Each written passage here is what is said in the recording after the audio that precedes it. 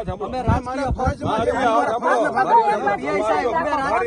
હોય કે ન હોય, અમે રાજકારણ કરતા કે ન કરતા હોય, પણ આ પરવાનગી વગર આ ખેડૂતના ખેતરમાં તમે ઉભા છો, સાહેબ તમે ઇલીગલી ઉભા છો, તમે ઇલીગલી ઉભા છો. આ પ્રાઇવેટ પ્રોપર્ટીમાં તમે કઈ રીતના ઘૂસી શકો? તમે પ્રાઇવેટ પ્રોપર્ટીમાં કઈ રીતના ઘૂસી? આ સરકારી કામ નથી, પ્રાઇવેટ ખાનગી કંપનીનું કામ છે. આ પ્રાઇવેટ ખાનગી કંપનીનું કામ છે. અમારે મંજૂરી લેવી પડે અમારા ખેતરમાં ઉભા રહેવાની. અમારા ખેતરમાં ઉભા રહેવાનું. અમારા ફરજના ભાગરૂપે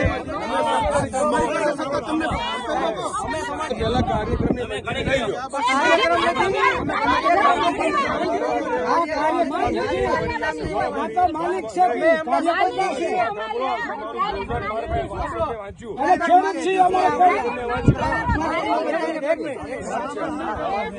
મીટિંગ રાખી, સભા રાખી છે. મારી વાત સાંભળો, તમારે પહેલી પૂર્વ મંજૂરી લેવી પડે. સાહેબ સભા રાખી છે એમ લખ્યું છે, સભા રાખી છે એમ લખ્યું છે, સભા રાખી છે એમ લખ્યું છે. નહીં નહીં, તમારે માફી માંગવી પડશે, માફી માંગવી પડશે. સભા એની રાખી, આમાં કઈ સભા તોડી રાખી છે. આ મેસેજમાં સભા લખ્યું છે, આ મેસેજમાં સભા લખ્યું છે.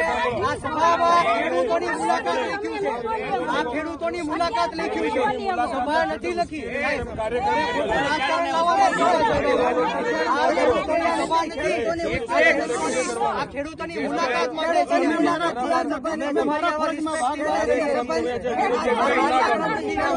છે. આ મુલાકાત છે, આ સભા નથી.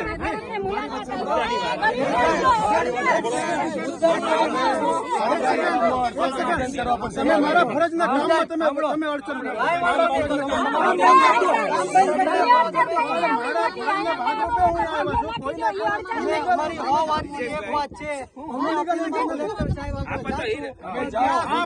તમારે કામ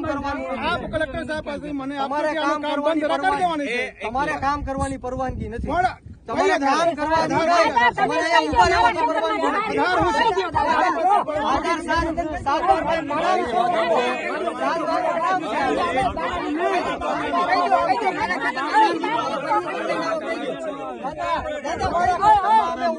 તમને મંજૂર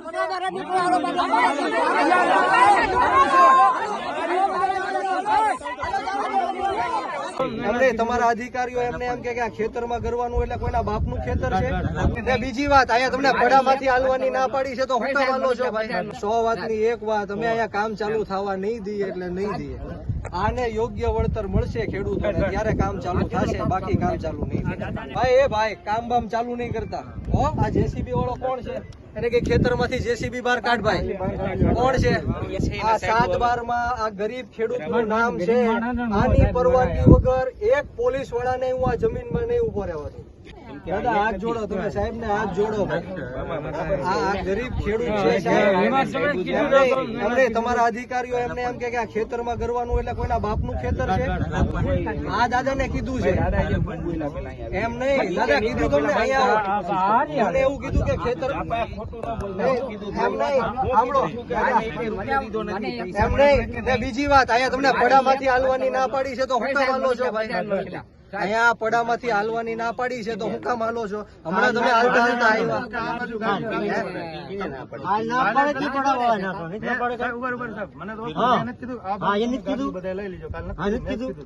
સાહેબ તમારી યાર ઘર્ષણ નથી, પણ 100 વાતની એક વાત, અમે અહીંયા કામ ચાલુ થવા નહીં દઈએ એટલે નહીં દઈએ. આને યોગ્ય વળતર મળશે ખેડૂતોને ત્યારે કામ ચાલુ થશે, બાકી કામ ચાલુ નહીં. મારે સાયબર પર તો વાત નથી કરવી, પણ તમે પોલીસ અધિકારી તરીકે તમે સમજી શકો છો. અમે સમજીએ છીએ, પણ તમે કલેક્ટર ગમે એ હુકમ આપે કે ગમે એ કરી નાખે, પણ ખેડૂતની જ મરજી ન હોય તો તમે કઈ રીતના અંદર ઘૂસી શકો? કલેક્ટર ને બોલાવો, કલેક્ટર વાત કરાવો, કલેક્ટર વાત કરાવો મારી. એટલે ભાઈ કામ બામ ચાલુ નહીં કરતા. આ જેસીબી વાળો કોણ છે? એને કે ખેતરમાંથી જેસીબી બહાર કાઢ ભાઈ. કોણ છે? નહીં નીકળે એટલે સાહેબ આ અમારી જમીન છે. ખેડૂતો અમારી હારે ઘર્ષણમાં ન હોય. એક મિનિટ ભાઈ, એક મિનિટ ભાઈ, તમે ઘર્ષણમાં વાત કરતા હોય તો રહેવા જ દેજો. હું હજી તમને હાથ જોડું અમે છું. હાથ જોડે છે કે જે છે આ 7 બારમાં આ ગરીબ ખેડૂતનું નામ છે. આની પરવાનગી વગર એક પોલીસ વાળાને હું આ જમીનમાં નહીં ઉભો રહેવા દઉં. એ વાત ખોટી કરવાની. ખોટી કેમ ભાઈ? એની પરવાનગી નથી તો હું કામ તમે અહીંયા આવ્યા છો ખેતરમાં? મને જવાબ આપો તમે, કોની પરવાનગી છે? ભાઈ કોણ છે આ જેસીબી નો ડ્રાઈવર? કોણ છે? ભાઈ આ ડ્રાઈવર કોણ છે જેસીબી નો? છે કોઈ ડ્રાઈવર? ભાઈ જેસીબી બહાર લઈ લ્યો, હાલો હાલો જેસીબી બહાર લઈ લ્યો, લેવડાવો જેસીબી બહાર. સાહેબ હું તમારી આમાં ઘર્ષણ, મને ખબર છે તમે તમારી ફરજ અદા કરો છો, હું મારી ફરજ અદા કરું છું, પણ તમે આ મારે વાંધો નથી, 1 ટાવર નહીં 10 ટાવર નાખો, પણ એમને વળતર આપો, નિખાડમાં આપો.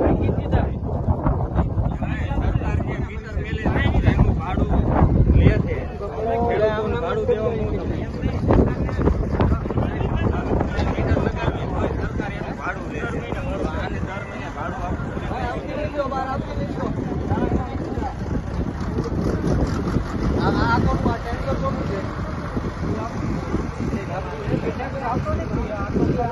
આ કોનું છે ભાઈ?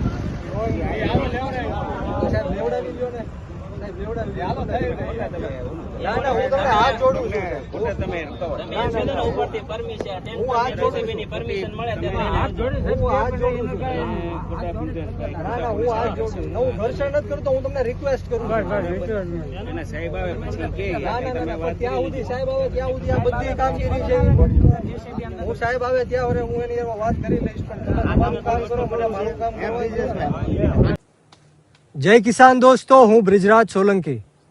મિત્રો આજે જસદણ વિછિયાના ગોડલાધાર ગામ મુકામે જે આ ગરીબ અને પછાત સમાજના જે ખેડૂતો છે એ 17 જેટલા વીજ પોલો ગેરબંધારણીય રીતના, ગેરકાયદેસર રીતના ભાડેની પોલીસ બોલાવીને આજે ખાનગી વીજ કંપનીઓ છે, જેટકો કંપની છે, એ ખેડૂતોના ખેતરમાં વીજ પોલ નાખવાનું કાર્ય કરી રહી હતી.